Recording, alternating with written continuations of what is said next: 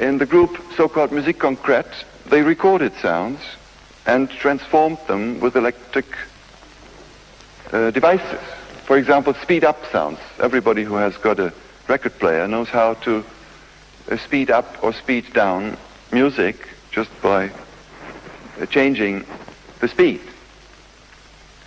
Well, this is very important, that we can, since the late 40th of this century, change the speed of a tape recorder continuously, not just discontinuously, and transform sounds by speeding up sounds.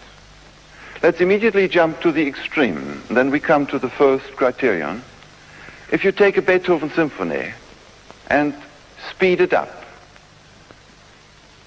and if you are able to speed it up in such a way that you do not at the same time transpose the pitch, the register of this Beethoven symphony. Let's say we would have an electric device that it sounds still with the same registers, in the same registers, but we would compress it in time, and we would compress it to such an extent that it would last just 1 second. Then we get a sound which has a particular color, as we say, particular timbre, a particular shape, dynamic shape, and its inner life, which is so highly compressed in time, is what Beethoven has composed. And it is a characteristic sound compared to, let's say, the compression of a piece of kakaku music from Japan. On the other hand, if we take any given sound and spread it out, expand it in time to such an extent that it would last 20 minutes, a sound which lasted, when we recorded it, for 1 second or 2 seconds, then we will have a musical piece. And its form, its large form in time, will be the expansion of the microacoustic structure, time structure, that was in the sound. There we are. When I hear what we call music, it seems to me that someone is talking, and talking about his feelings or about his ideas of relationships. But when I hear traffic, the sound of traffic here on 6th Avenue, for instance, I don't have the feeling that anyone is talking. I have the feeling that sound is acting. And I love the activity of sound. What it does is it gets louder and quieter, and it gets higher and lower, and it gets longer and shorter. It does all those things which I'm completely satisfied with that. I don't need sound to talk to me. In other words, in the 17th century, there was a great deal of improvisation in classical music, as you know. Right.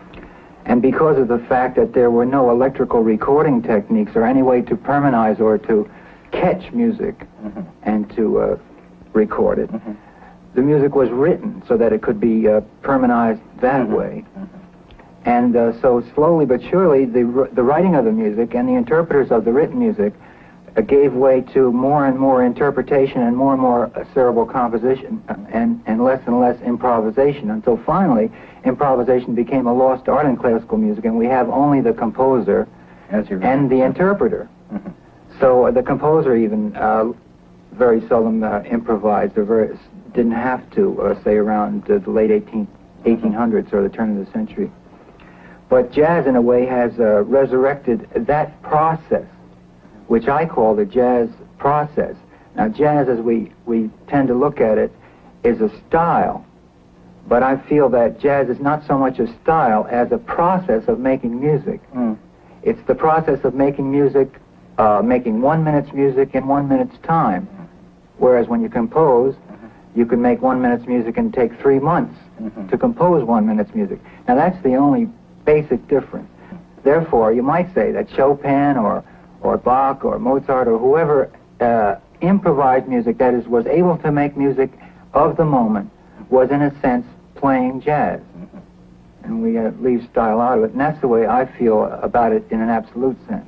I would like to say that one of the most thrilling things about jazz as a spontaneous creative process is, for instance, in recording it and later hearing oneself and being so surprised and at what has happened. More important than music. Really? Yes. No, you know, one of the biggest fallacies, I think, in art circles and in music circles, maybe, when people talk about it, is that music comes from music. It's like saying babies come from babies. That it's not true. It isn't what happens. Music is the result of a process the musician's going through, especially if he's creating it on the spot.